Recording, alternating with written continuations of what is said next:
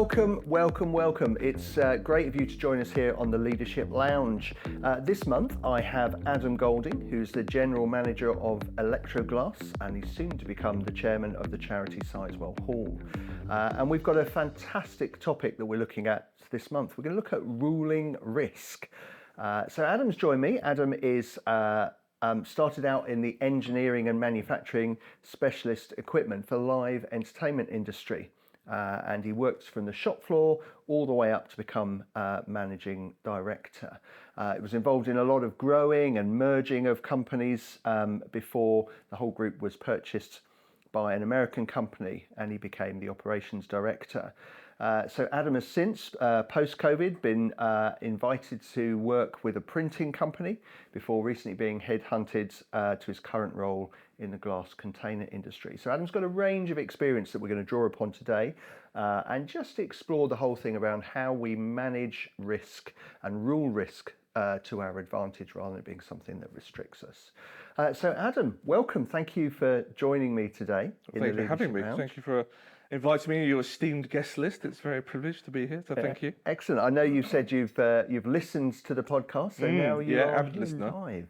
Yes, I like to get good content from good people and good leaders, because always supplement your own knowledge and learning. So yeah, it's been good to listen to your podcast. Great. Well, thank you for that feedback, and it's great to have you here today. So tell us a little bit more about your current role and kind of who you lead as part of that.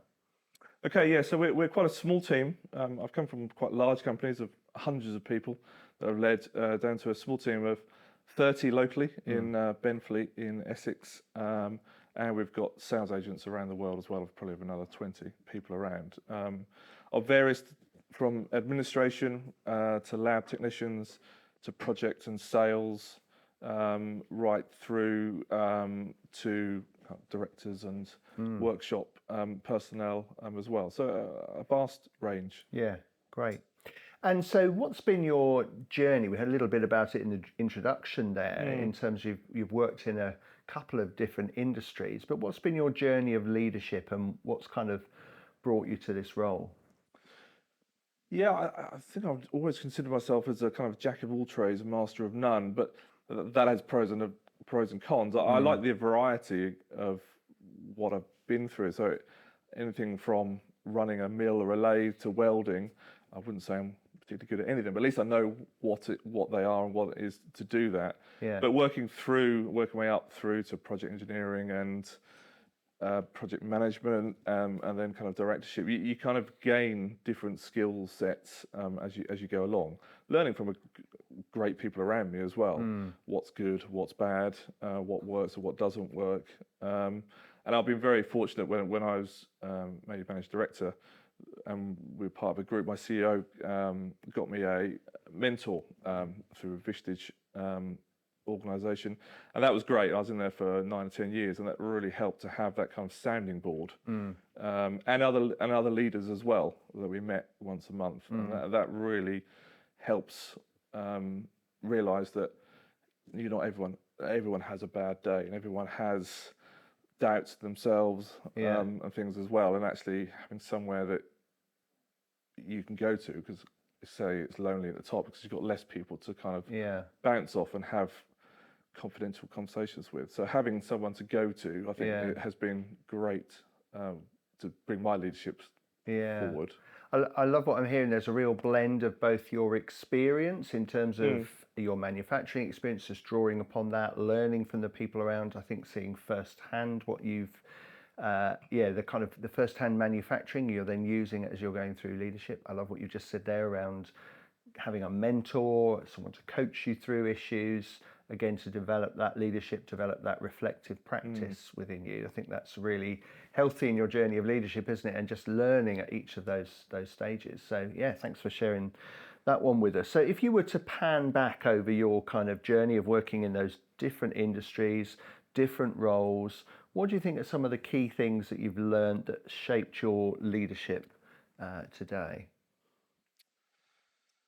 Yes, that's a great question. I think failing, actually, in many respects, getting it wrong is a key one in many respects, because I think you learn much more from your mistakes than winning. Quotes David Beckham practiced hundreds and hundreds of free kicks. Yeah. He didn't get everyone in. Yeah. He kept doing it, so when he did need to do it, he could do it. I think, if you found 1,000 ways not to do it, that's a positive, because the next one may be the eureka moment. So I think learning from mistakes. I think the teams I lead, I hope feel that they can make mistakes. Yeah. Because we all do.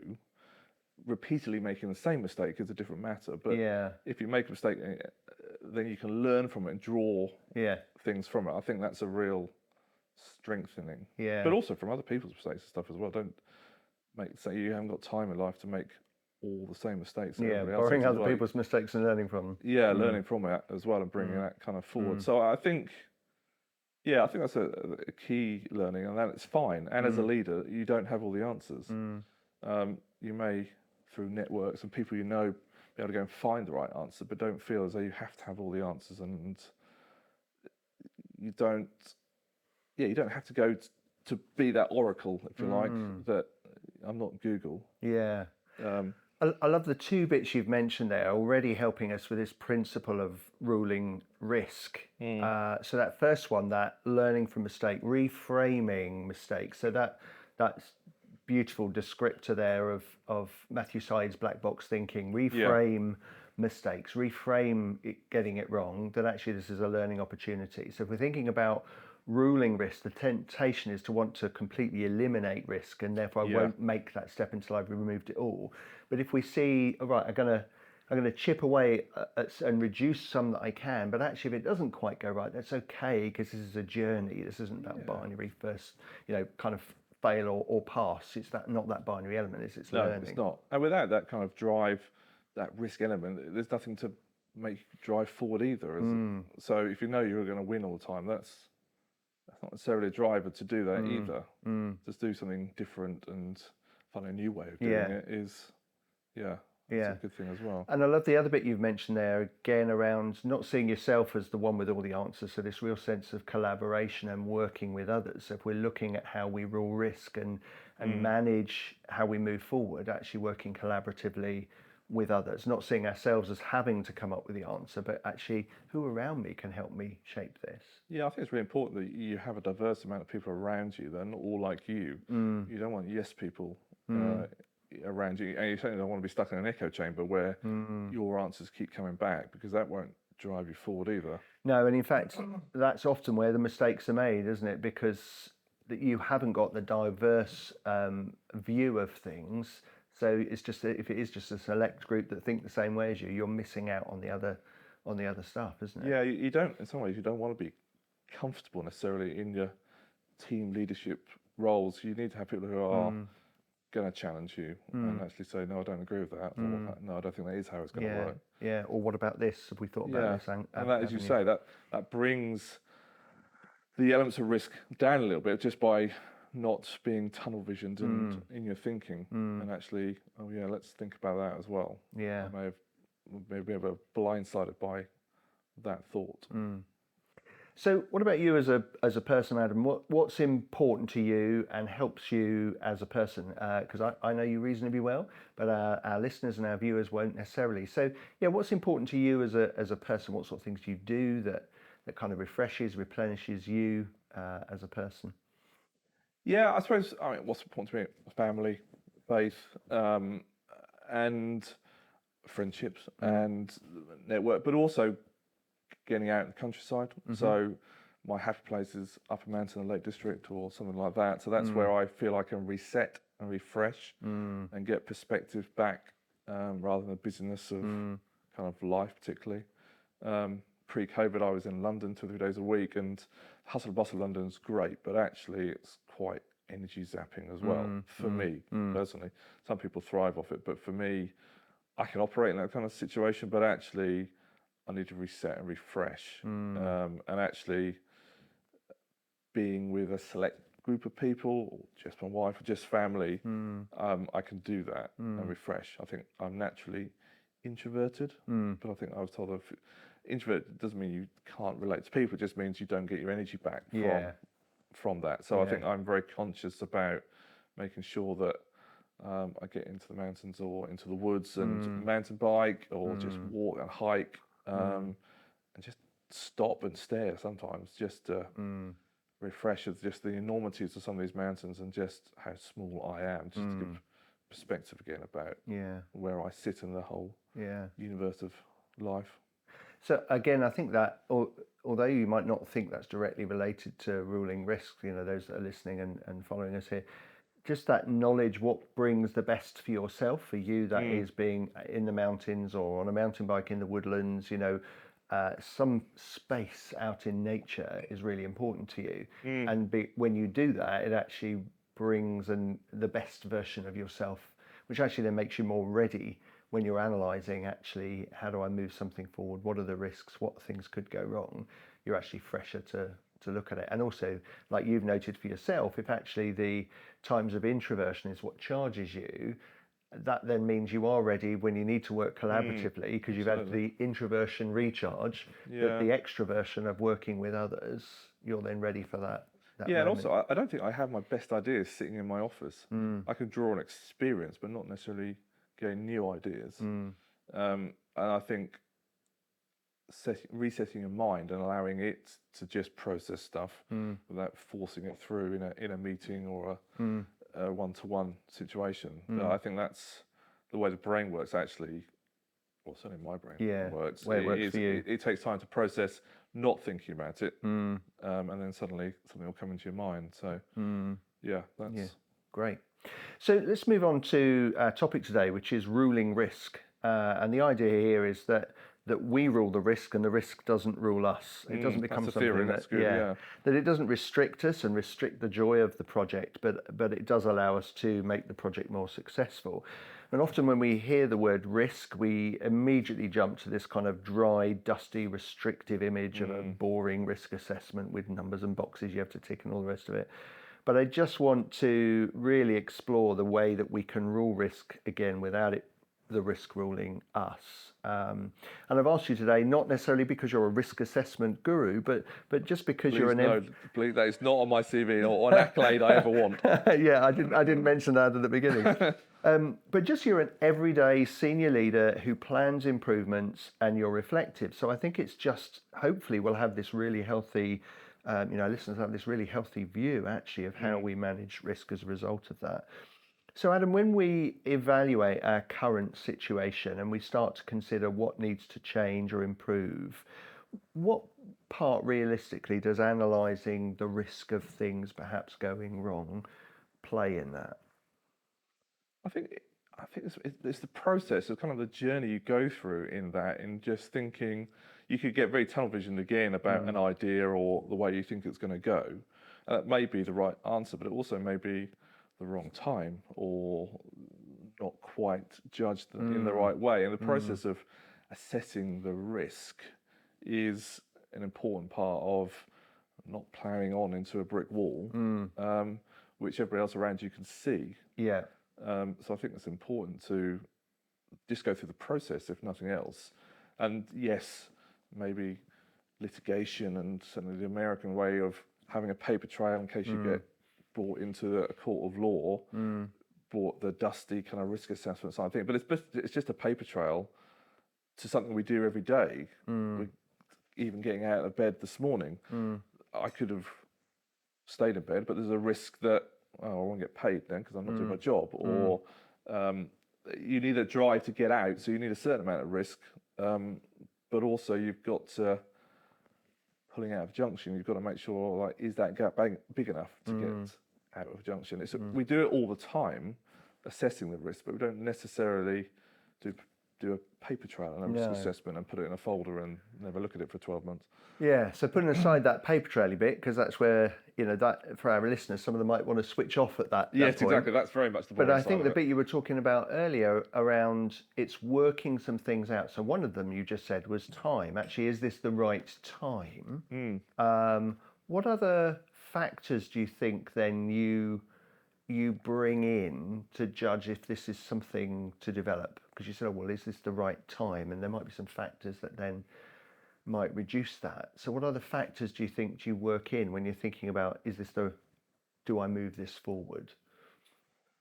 Yeah, I mean, the last 3 or 4 years for all of us has been very uncertain. I know you wouldn't necessarily have seen all these things, but actually, it's brought out of things that we wouldn't necessarily see, like flexible working and being able to adjust and not just be stuck in an office. You can have a flexibility of which people now, they used to be like 2 or 3% work from home. Now it's like up to 40%. So the what was perceived as a risk of people working at home and not doing the work and not doing things productively actually was completely turned on its head. So what was a perceived risk then, actually people are a little bit easier about it now. So I think it's a different way of thinking about it. That's why it's important to have a variety of people around you as well to assess the different risks and see the different things that you may not see just going through the process. I think you should never do assessing a risk singularly. You got to have people around you who you can trust and are of the same vision for whatever business or organisation you're in. Say, is this the right thing to do? Is it right to do it now? Time-wise, economy, politics, it's all very uncertain now. Right, so it's things like economy, do we have the money for it? Is this the right political thing? And we're not talking red, blue, Labour Conservative stuff. It's just the internal politics or the politics internal of politics, the land. external politics, things. I mean, you can't control everything. So if you got everything all aligned in one place, you'd be waiting for years for that perfect moment. So there's always going to be an element of risk that you're going to have to just work with and be comfortable with. But you've got to work out, have you got the right staff at this time? Will you be able to get the right staff if you're expanding or growing? Is this what your customers want? You could perceive what customers want. Have you got feedback about your customers about this new innovation or this new direction you're going to take the company? Because you may think it's a great idea in isolation, but the reality is the customer doesn't want to pay for that service or product. You're worse off than you were before. So I think just it's balancing those up. There's always a risk in doing all of it, but you just got to make it the risk balance favour going that way or not. Yeah, great.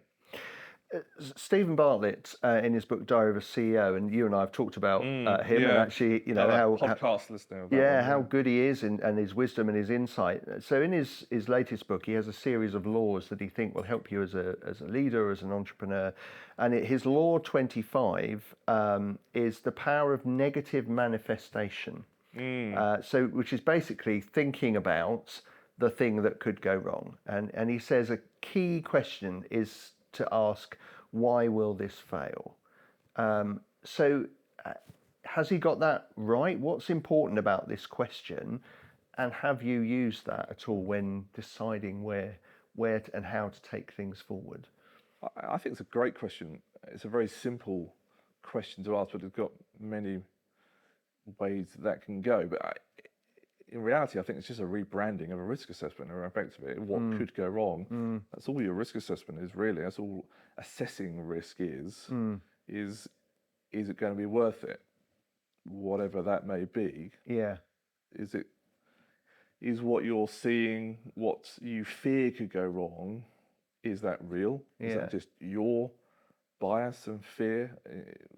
What is actually going to prevent this happening in reality? Yeah. It's kind of projecting forward what you think. And do we use the same kind of headings that we talked about just now in terms of our people, our customers, financially, politically, like within our organisation or wider? Do we use those same kind of headings to go, what could go wrong in the region of people? What could go wrong in the region of finance, in the region of customers? Do we hold that question through those different areas? Yeah, I think you do, because I think with change of any sort, there's always going to be a risk, because people go through change very differently. The old saying of everybody wants change until it affects them, and then they're not so keen about it anymore. And people go through that change curve at different speeds and at different rates. And depending how big the change is, depending how much of a risk of will you bring everybody with you through this change, and will the change make the company better or worse, or will it attract better people or worse people? And so you kind of balance all those things, as well as the customer buy it, and all the things as well. So I think it's a really simple, important question we should all do. But I think it's a rephrasing of what is a traditional assessment of risk. Yeah. I like particularly the one you talked about there, just thinking about your people, thinking about how they might respond to this change, because it's the transition that I think people find particularly difficult, because we're all living in a change, because what we're doing now was different to something we did before, but it's the movement, the transition between it that people find hard. And you talked about that kind of grief or loss curve that people go through as you make change, and be considering what do I know about my people? How might they respond? Who might need more time to deal with things or certain aspects of change from what I know of them before. So I think that's a really important thing to bear out as you work with people. If you think what we're doing 4 years ago compared to now, the change was exponential because of lockdown and COVID, and now it seems a little bit of a dream that happened in the past in some way. But actually, obviously, the risk balancing then was going out and getting this horrible virus as opposed to restricted at home and not being able to do your normal life. But that's the risk we all, on the whole, put the balance of, yes, we'll do so and stay at home. But actually, there was a lot of negative about it. But there's also a lot of balance about it of how people spent their time with family, and also the flexibility of what actually you could do with work. Yeah, and we've learned to work in different ways since then, isn't it? So I guess that takes us back to the earlier point you were mentioning around just viewing things not as a pass-fail moment, but actually what can I learn from this situation and gain from it? Stephen Bartlett, again, talks in that chapter in his book about 5 bias that we might experience in reviewing risk or failure. And the first 2 are optimism bias, that we're always looking for the more positive. And the second is confirmation bias, which people might have heard a bit more of, just in terms of we tend to look and filter and pick up the things that confirm our view anyway. Because we believe we want our ideas to be successful, and therefore we'll perhaps pay more attention to the ideas that will support that being the case. Have you noticed that as you explore risk, or as you've explored risk with others? And if so, how do we guard ourselves against those 2 bias, perhaps, causing us a problem in that we miss important things we've got to consider? Yeah, it's interesting. I'm reflecting on my own view of things that are going to happen. If it's something that I'm really passionate about, really want to, I can easily get overzealous about it and just put to the side all the possible negatives, and my wife will balance me up about the realities of buying that car or product or whatever else. So I think there is the optimism thing. You can become a little bit blindsided again by the reality of things. So is the key in that, you obviously mentioned your wife has been the one that holds the balance. In a workplace, we can't all necessarily bring our wives in to have a look at that. So filtering that principle of finding people that will look at things differently to us, that will offer us the critical questioning to then help us to see those other bits. Is that I think really it's again going back to the point of having that team around you that can critique things from a different perspective. It's having a diverse number of people around you that can look at things, look at life different ways. Introverts, extroverts, whatever that is, it does give you just a different view around that one point that you may just be seeing, like the dark side of the moon or the positive side of the moon, where someone's the other side looking from a different direction going, oh, well, I see it slightly differently to that. And it's bringing as much as you can without it becoming a committee of things that you never then make a decision. But if you get a good process that you can quickly flow through, depending on what the issue is. If it's changing coffee, then that's a different thing to completely changing the market your business is going to be in and expanding to other places. So depending on what it is, you've got to do that kind of research, I suppose, that background information to check out as best you can. But also knowing that you'll never get it 100% different because something else will change. The world is, you can only worry about the things that you're in control of. You can't lose too much sleep about what happened to the rest of the world. You can just be as robust as you can. So that to me sounds a really key thing to help you avoid the confirmation bias and that you being over enthusiastic, is building that team around you where there's a variety of perspectives, that you're sharing that same vision and purpose, and everyone's motive is right, which you want success, but being able to feel free and comfortable to offer their view and opinion so that you can get a full 360 as much as you can before you kind of move it forward. So how do we really facilitate that then to help and encourage individuals to share their view, their perspective, their ideas? What sorts of things have you done to ensure you've got that team around you?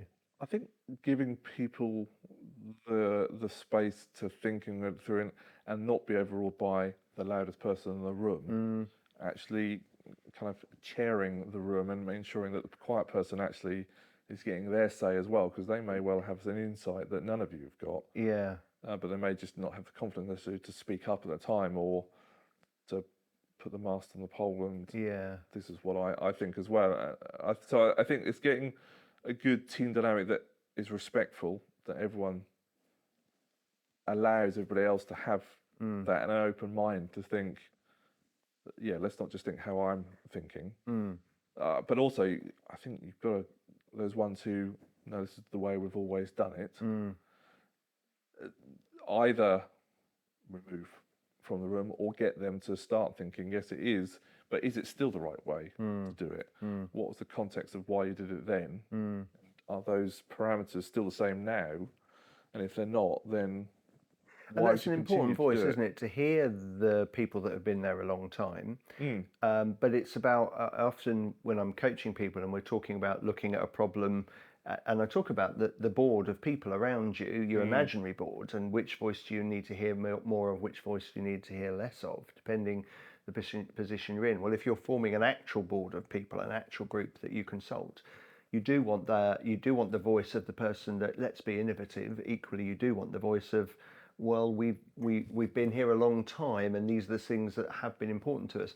But it's knowing how close to the centre of the table do you want those voices and moving those about, isn't it? So that you get that balance, but that you haven't got one voice that's over commanding the other. No, you don't want that domineering thing, and you certainly don't want it to be you. Yeah. You've got to make sure that you're not projecting onto others what you really want. You've got to, in some ways, if you think you've got an answer, don't give it to the room, because if you've got people who just want to please you, then they'll just say yes, and that's great. Yeah, and that is one of the unbiased he talks about, isn't it? Yeah. And that links a bit to, I forget who first mentioned this, but it's they talked about having the hippo last. Yes. The highest paid person's opinion, isn't it? Yeah. And it doesn't necessarily be the highest paid person. Sometimes it can be the one that seemingly has got the biggest voice, and you mentioned this earlier, and structuring meetings or ways of getting that information so that people can really feel they can bring their own idea, isn't it? And they've got to feel safe in that thing. They don't want to feel as though they say something, they'll be ridiculed by other people in the room. Yeah. There is no wrong answer or question in that scenario, because it could just trigger some other thought from somebody else, or everybody around the room could be thinking the same thing, and just not brave enough to want to actually just stand up to it. So that's where even the structure, when you hold a meeting to discuss the topic, isn't it? It's facilitating it just in simple ways, even if it's just everybody write on a post-it, put it up, deliberately picking perhaps some of your members that are quieter but have good input first before you then ask. It's simple structures, isn't it, to make that happen? It's more the culture as well, that people feel that they have a voice and they will be listened to, and actually they can make a difference from their point of view. Great. But obviously, not everyone in the room can have their own way. We've got to have a consensus of this is where we're all going to pull. Yeah. So I think there's two parts to risk ruling, which is our topic today. One is thinking ahead about what could go wrong and reducing the chance, so that's risk reduction. And then there's the other one of working out how you would deal with it if it did come up, or if typical things did come up, which is around risk management. And the technical term of looking ahead to reduce the risk of something happening is called pre-morteming. Just seeing what could die, what could go wrong, and then doing something about it so it doesn't happen. So how have you perhaps used, just to explore first this risk reduction, how have you used pre-morteming successfully? Are there any particular things you've done that you're happy and able to mention to us today that have reduced it? Yeah, certainly big companies, and certainly American companies, are going to do disaster recovery type events. So if something drastic was going to happen, like the factory was burnt down and you had nowhere for people to come work, and Yeah. you lost maybe customers' work in progress. Yeah. What would you do with that? So that it's this pretty standard thing to do. And things like technology and being able to be flexibly working help with that kind of thing. So Yeah. we've recently put a VoIP phone system from the old digital phone system, kind of, which means technically you can be anywhere in the world and just receive a phone call as if you're at your desk. Yes. So that means that in the event we have a power failure, the rest of it, all the phone calls get directed to my phone, and we can carry on to the customer. There's no interruption with that. But technology obviously allows that. But you've gone through disaster recovery to think what could go wrong. Yeah. And obviously COVID again highlighted things that maybe theoretically people thought that will never happen. The risk of actually having a fire is quite low. But things, it just allows you to just think of it slightly differently about what would you do if that was the case. Yeah. And then put things in place. So literally within the case you've just mentioned there about your phone system, within a few presses of a button, actually you've reduced then the long-term impact of that power cut or problem with the factory that means you can't physically answer the phone that was in there. And life can continue on. Yeah. Uninterrupted. So I think it's an important process to go through to see what the likelihood of something happening. Yeah. So let's not worry about something that is really unlikely to happen. Yeah. But other things that could meaningfully happen. Yeah. What would you do? Yeah. Actually, sometimes they're kind of related, one of the other. Total disaster is a plane falling in a factory and it's all disaster. You can't go back to it. Yes. But actually, the fact you've got a power cut, you can't use some things. Actually, some of those answers are actually the same. Yeah. So if you've done the ones that are more likely, if there really was a really, like you say, plane falls from the sky and crashes into your factory, what is the chance of that? Absolutely minuscule. But because you've got the other risk arrangements that you've put something in, plan B is in place for, like you say, because the phone system is already set for a different risk, actually that can then come into play. Yeah. So how do we get the key parts right of risk reduction? What are the key parts? But also, how do we stop it from spoiling the fun in terms of, becoming this dry, dusty risk assessment that stops us doing things? How do we get that balance right, and what are the key components? Yeah, that's really interesting. I mean, I read a book by Dan Gardner called The Politics and Science of Risk. He concentrated a little bit on the after events of 9/11. Obviously, we all know where those of us who were around at that time, what we were doing at 9/11, because it's such an impactful world event. But not many people talk about necessarily what happened in the kind of year or so afterwards as well. So he used the example of people stopped using planes.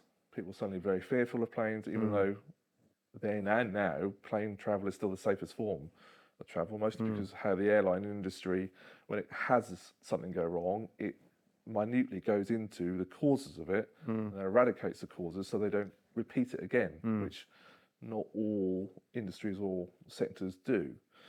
But he says that of the 3,000 people who died in 9/11, awful tragedy, but no one talks about actually there was nearly 2,000 people who died additionally afterwards in car accidents of additional people perceiving the car as safer than going on a plane, even though the chances of being killed in a hijacked plane is 1 in 135,000, but dying in a car actually is 1 in 6,000.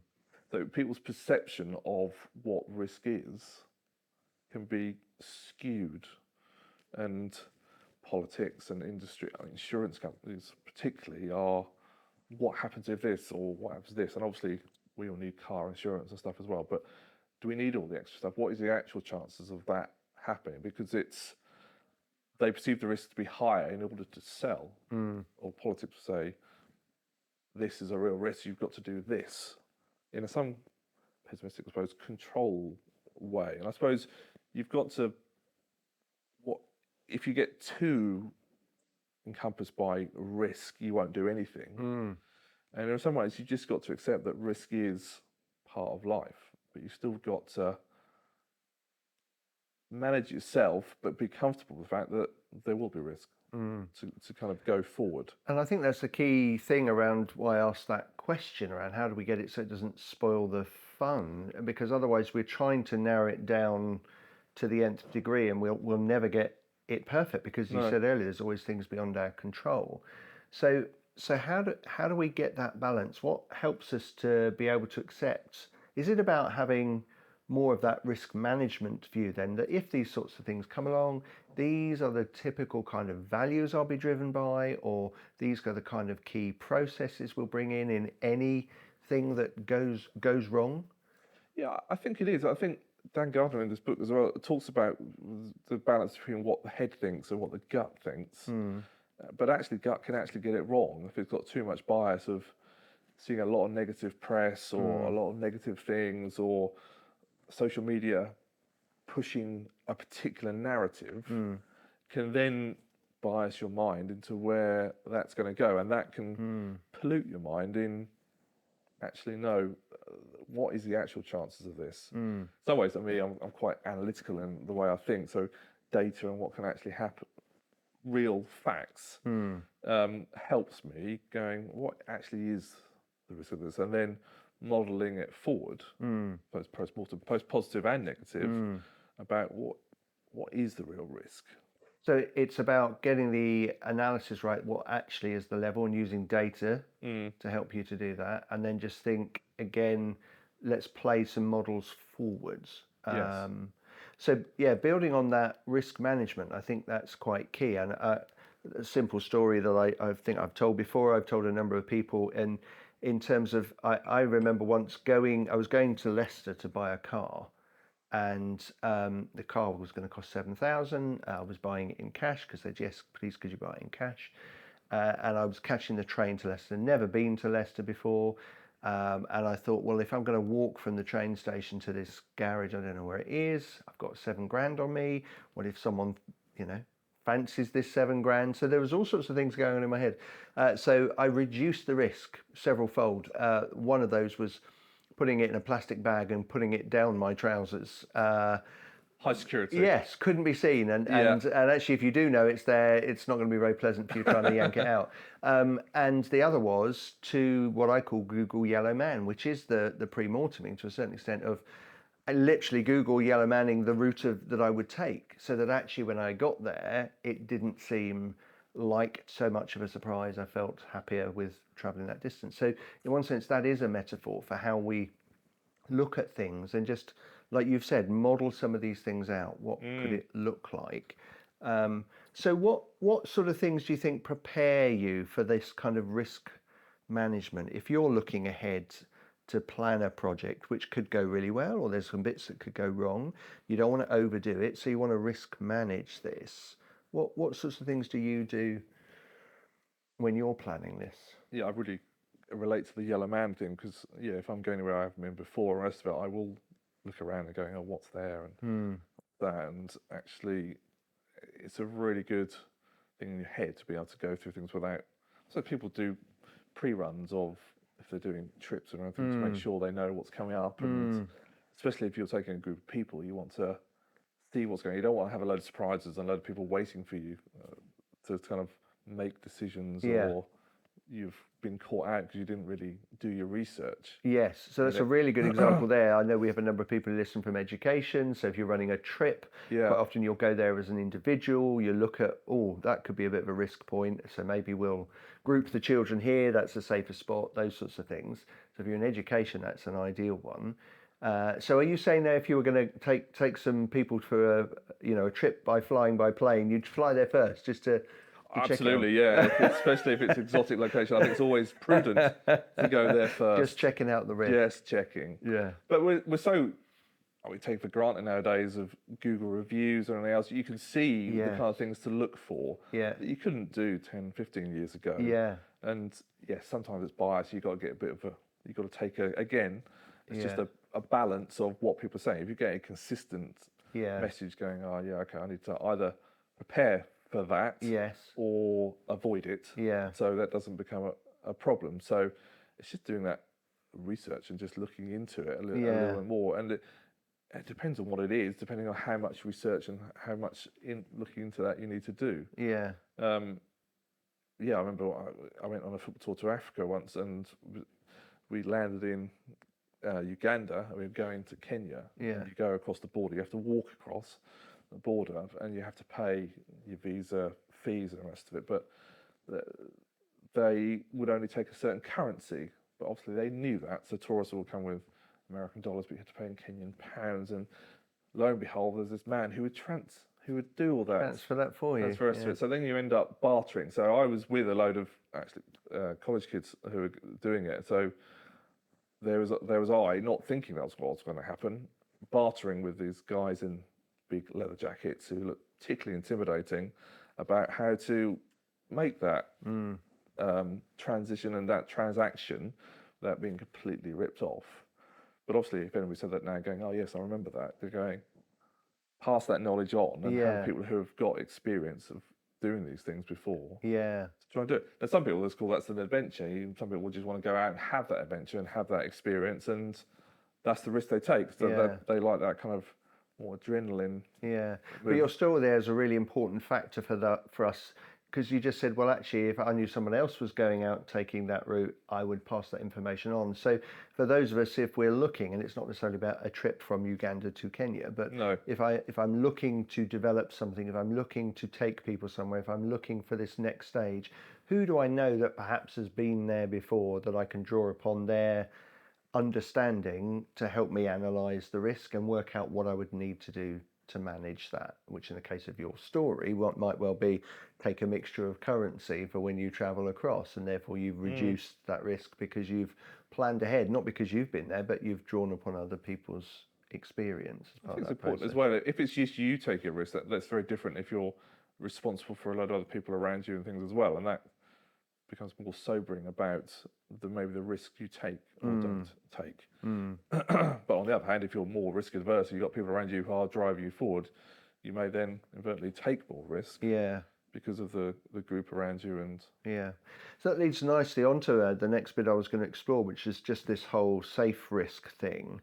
That you can go with enough risk, but you haven't made it so tiny that you've squashed all creativity and it's become quite bland. Because I realised the more I worked in leadership that it was important to take risks, but safe ones. And then, we don't end up squashing creativity or innovation. So how do we rule risk so that we don't have something blow up in our faces, but yet on the other hand, not squash the creativity and the innovation that we want to encourage? How do we get that balance right? Yeah, I think it's a really important one. I remember when I was first a director of a company, I became a little bit risk adverse because not fear of wanting to make the wrong decision. So I wouldn't make a decision. But in reality, that is making a decision because not making a decision is you're going to stay where you are. Where actually I was trying to get to a point where I knew all the answers and was really 100% confident. But in reality, I had to learn from mentoring and people around that actually that isn't the wrong thing. And that was so actually your fear had stilted that. Yeah, I think the fear, and that actually working back through it, that came to an event in my childhood actually, where a mistake was made. There was a punishment because of it. Yes. And then because of that, that kind of lingers your background, and that actually then prevents you doing stuff completely subconsciously. Yeah. But actually, that was preventing me doing it. So I had to learn and rewire my mind to actually, no, that's all right. It's going to be okay. Yeah. You can make a decision. I actually then became more confident with the fact that actually, no, I'm not 100% sure this is going to work. Yeah. But actually, doing nothing is probably worse than taking this risk. Yeah. Thank you for that, Adam. Just sharing again that little personal recognition for you about, I realised through coaching and mentoring that, it was a childhood experience that was inhibiting my stepping forward. And I guess what you pulled out there is a really important thing of us becoming self-aware around what drives us, what experiences, what some of experiences are we that can have a positive but potentially also have a negative thing around us making decisions. And that's what I'm taking from that importance for our listeners of being self-aware when it comes to decision making and risk. what do you know about yourself and about your experiences that may be either making you too risk friendly Yeah. or too risk averse as part of that Yeah, I think process? without self-awareness, you can get in situations where you can feel yourself being riled up, and the risk if you don't manage that, you can then do something that's regrettable, Mm, that you may then have consequences to mm, it as well. So I think self-awareness is a really important kind of that emotional intelligence about what actually is going on in the room here and mm. what buttons are being pressed for Yeah. me, and Recognizing your physical symptoms, but also your emotional yeah, symptoms that you're picking up. and not reacting and not allowing yourself, kind of controlling Mm, it a little bit mm, of yes, not doing something you may regret later. mm, So mm. yeah, I think that's a real. I think not just self-awareness for you as well, self-awareness of what else is going on in the room if you're in or in the business and Mm, organisation you're at, going symptoms of why is that person quiet and a bit aloof at the moment? mm, Are they not confident in this situation of change, or is something else going on in their life which is affecting what mm, they're doing? mm, And the risk of ignoring that could then mm, lead to other problems that could have been mm. sorted out. So I think self-awareness is a key thing. Yeah. I'm just thinking around this innovation and creativity. You know, if we're going to improve things as leaders, we need to facilitate innovation and creativity whilst ensuring a safe risk. And I'm thinking about some of the stuff we've talked about already about having the right kind of people around you to, you know, bring perspectives and hold challenge in what we're thinking, so that that sounds like that could be an important part of that. We've talked about the post-morteming, Google Yellow Manning, just playing forward some scenarios to see actually it's okay. Yeah, there might be some little things that could go wrong, but there's not a major fault here. So those two things sound quite important for innovation Mm. and creativity.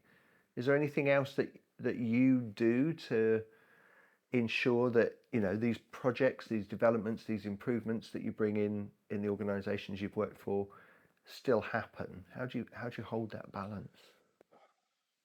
Yeah, that's a good question. I think I like to push myself to open minds to how other things are happening in other industries. Hmm. Even it may not be completely different to Yeah. what we do or the markets I'm in, but actually, I mean, AI is a big thing at the moment in industry, and how can we utilize that in our particular industries? And there's always a risk with new technology and what it can do, but also there can be a lot of benefits Mm, going forward. There's staff issues, not having enough skills and stuff, and could that help with some of that in the future? So I think having an open-mindedness to and a wider outlook of not just being in your bubble, of seeing mm, how other industries are doing, what are they doing to solve mm, problems, and can you look at that this way, or that may spark going, oh, actually, let's go down this track and see mm. if this could do anything different. So I think it's being not closed-minded Mm. and just having that openness. Just hearing you speak there, it's just kind of reminded me of the principle of an alloy, you know, isn't it? Which is bringing Yeah. other. I'm telling the man who knows more about engineering than No, I do, that's right. but there is that sense. I think I'm correct. Where an alloy brings in other materials to make something stronger, better, more Yeah. flexible, depending what you're trying to achieve Well, from a it. simple example of that is like reinforced concrete. Concrete in itself, but you put metal rods through it, Yeah, it becomes intrinsically yeah, much stronger. And new materials, you see that in Formula One and carbon fibre. But even then, that has developed over the 20 years of putting other things in to make it stronger, or give it different criteria. yeah. And So there is that sense where you were just talking about looking at other industries. mm, You're effectively going, yeah, what is it that we could blend in here that allows us to still be creative then, but keeps the risk at a safe level for ourselves? So as well as looking at how can I bring in the people to bring in perspective, as well as Google Yellow Manning it, bringing in where are the wider ideas that we've perhaps not thought of typically in our industry or our sector, that what insight could help make this stronger, creative, and yet also lower risk. yeah, it's fascinating. And you never know when these conversations or where these insights are going to come. Right? One of my daughter's friends had a party for her 21st round ours, and unfortunately their car broke down the following morning, and I had to give them a lift. And in that conversation in the lift is fascinating that the industry they've gone into is utilizing the technology behind cryptocurrency, but how to solve other health issues or other things in the health industry to actually facilitate cancer research being much quicker and things. And it's just fascinating, something I would never have thought of. And I think when you're maybe younger and more open-minded to it, you're less worried about risk. I think as I get older, I'll make sure that I'm still sharp in that sense and still pushing my boundaries and not just getting comfortable where I'm at.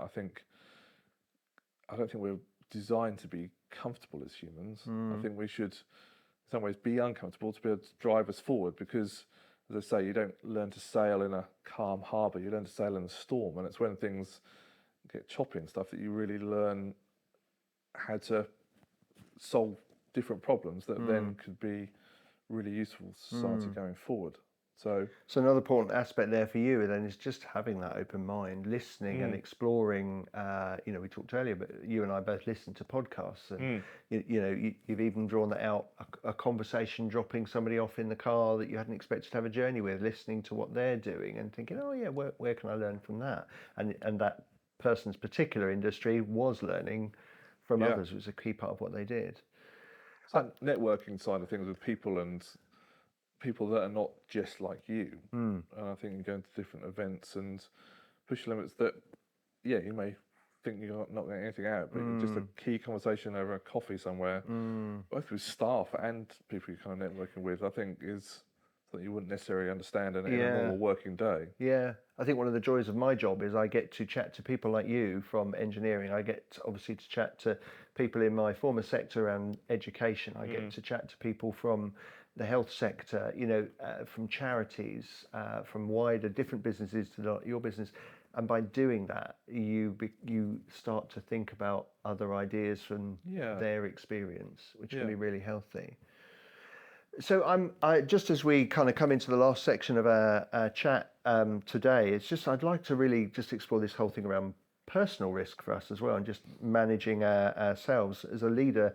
Sometimes we can worry about things and what we're dealing with, and sometimes that fear of worry can overwhelm us. And I've learned through coaching clients that actually the importance of managing our anxiety and helping our kind of emotional centre brain evaluate situations to feel more confident going them is a key part of that.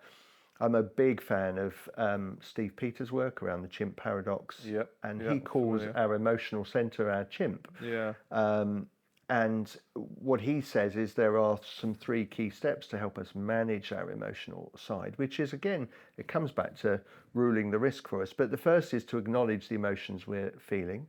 The second is to remind ourselves of a time that it's been okay. And the third is to box in our chimp by exploring those options. So we've picked up that particularly, that's the pre-morteming, the Google Yellow Manning. So I just wonder, Adam, this is perhaps a more personal thing, isn't it? But how about you? Have you ever used this kind of principle of Google Yellow Manning or pre-morteming just to help your kind of emotional centre? I know certainly I have. I mentioned that that £7,000 in a carrier bag down my pants. That was driven by anxiety of thinking, what if somebody mugs me? And then planning that out to manage it. And then I felt much calmer. But what about yourself? Have you ever used that as a leader to manage your own anxiety, that principle? Yeah, I mean, again, it's back to self-awareness again to a certain extent, and going back to your happy place when things are right. I think instinctively you're trying to escape situations. I don't know, kind of ended in 2019, I kind of had a kind of a burnout of being overwhelmed by anxiety and stuff, where it was becoming irrational what's happening, paranoid, simply because I hadn't looked after myself and I was allowing the situations around me to overwhelm. I think that's when the chimp, if it's not kind of mastered, I suppose, or you're aware of what's going on, if you don't acknowledge it and then, as you say, look ahead going, actually this is fine, if you don't do that and it starts to overwhelm you, you can spiral down quite quickly. And that can have all kinds of both physical and mental reasons. But I think I've learned much better to have better routines and better ways of looking after myself on a daily basis, weekly. Don't let it get to a point where it's bad. I already know to kind of use a phrase of Yellow Manning that if I don't do that, it's not going to look pretty towards the end. And you also lose perspective, and you can't make rational decisions, and you make bad decisions because you're not necessarily assessing that risk. Kind of the risk is overwhelming you at that point, Yes. and you're thinking, actually, this is all going to be terrible, and it's all going to be bad, and I can't do anything now, and it feels like it's getting out of control. Yeah. We're actually backtracking a little bit and actually looking at ourselves a little bit more. But there's always going to be high stress points where we're going to be pushed to our limits. Yeah. But I think the healthier we made ourselves and the more better routines we do on a routine basis, the better you can kind of handle that and not allow the chimp to overwhelm the rest of the mind. And then you can clearly think, going, no, actually, this is going to be all right. Because we all have those moments where I'm not sure where this is going to go, and this is not going to go where I think. But actually going, let's just hold back a minute. Let's not go down that path of complete disaster. Yeah. Let's just step back and going, no, actually, this will be fine, and I can do this if this happens, or do this if this happens. You can more realistically process it. Yeah. I mean, Adam, firstly, thank you for just sharing that personal story with us. That I think that's really helpful for listeners just to hear that. And what I love you've done there is brought that a bit full circle back to your thing around what do you know is important for you. That actually, if you are investing and looking after yourself, you are perhaps in a more healthy frame of mind then to process these things. If you're not looking after yourself, and for you that was the trips, know, off to the lakes and climbing mountains sort of thing.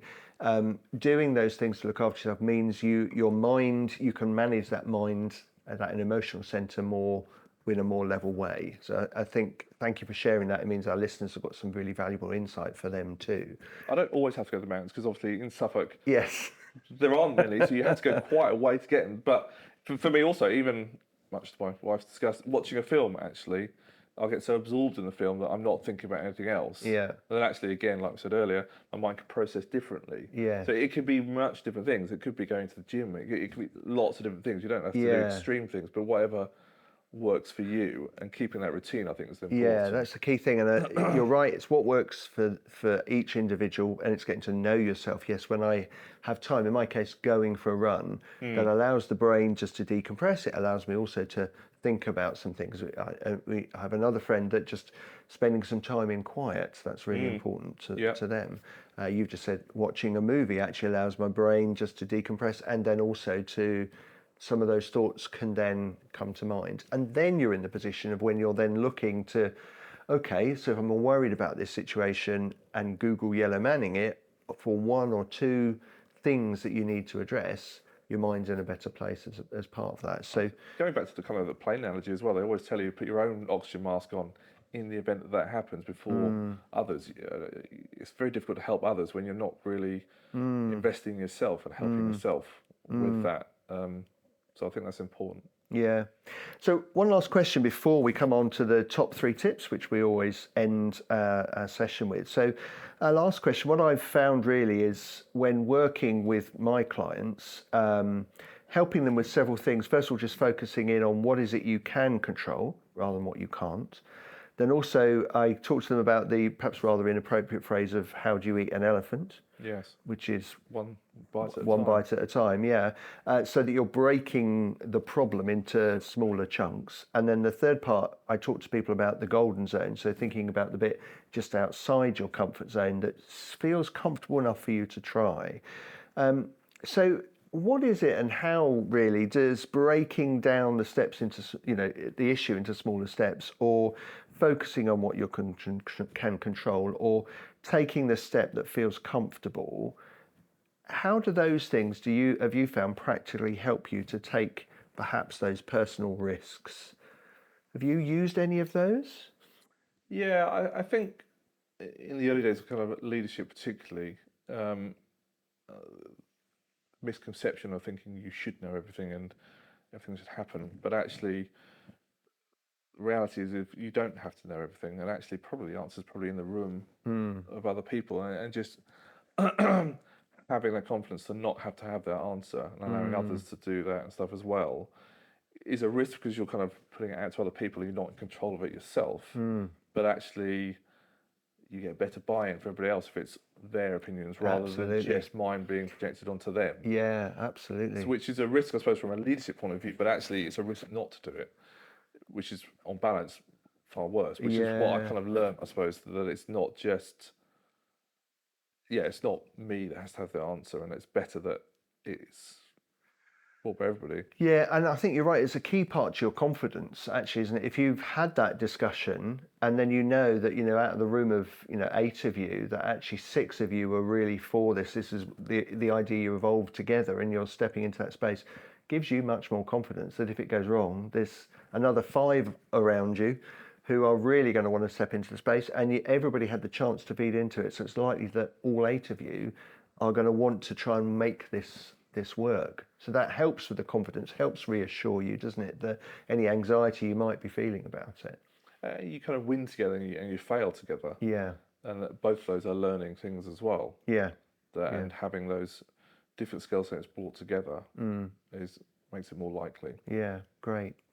So Adam, thank you for sharing your thoughts around this. We've obviously explored around the kind of risk taking in our organisations, being able to evaluate that, take those steps, some key things around the people you put around you to help you weigh that up. We talked about things like pre-morteming, Google yellow manning, looking ahead and thinking about things that could happen and managing those elements. We've come to the point at the end of our podcast where we always ask people for the top 3 tips. What 3 things do you think are really important for our listeners to take away? By all means, if you want to, those who are watching video, see Adam now reach for his gone to a mind blank now. His technology. 3 things you prepared earlier that you think are really important around, ruling risk. Yeah, I think, come back to me now, I think accepting the fact that risk is never going to be 0. There's always going to be a risk. And just being comfortable with that. I think, and obviously depending on how comfortable you are with the level of risk, depending on what decisions you make, but I think that's certainly an important one. Yeah. And don't let risk hinder your decision making to that as well. They say there's nothing fear but fear itself. And I think that's really important to think that actually what we perceive as being really bad, actually when you go through it, isn't half as bad as actually just doing it. And you regret not doing it. And what really, at the end of the day, have you actually got to lose? Because it's very pithy to say we come from nothing, so we go to nothing. But you hear from quite a few people who have literally come from nothing, a very poverty background, are much more likely to take risks because what are they going to lose? What have they not been to before? So, and I think another one then is also just the people around you. It's important to have a good, trusted team around you that you can both soundboard off, but also will challenge you and critique it and go, is that quite the right way of seeing that? I think that one there is perhaps a key one for me. Listening as we've been chatting has been a key thread, isn't it? Is building that team around you that will offer the critical challenge, but are for you and for the situation as well. You don't want just quiet yes people. You need that collaboration, and that in turn will give confidence in both the idea is more likely to stand and therefore be successful, but also it gives you confidence as a leader to do that as well. And then just look after yourself, because I think if you look after yourself and you're in a good place, you're going to have a better balance to assess those risks. You're not going to be biased, maybe negatively or positively about it. Yeah, so, great. Adam, thank you. It's been a joy to chat through this with you, and I'm sure our listeners and those who are watching us on YouTube have benefited just from hearing some of this real good quality, sensible way where we can rule the risk and it doesn't rule us, where we analyse the things that could go wrong and prepare for them so we can make our initiatives and ideas and growth successful, but also that we can do that for ourselves personally as well, so we feel more confident. And some really key strands around looking after yourself, building a team around you where you'll get that critical feedback, and just some sensible analysis about 2 or 3 things that could go wrong and working out how you can either reduce it or manage it. So some really clear ideas. So Adam, thank you very much for being part of the Leadership Lounge. Yeah, and those who've been listening and following us and watching us on YouTube, thank you for joining us on the Leadership Lounge, and we look forward to you joining us next month.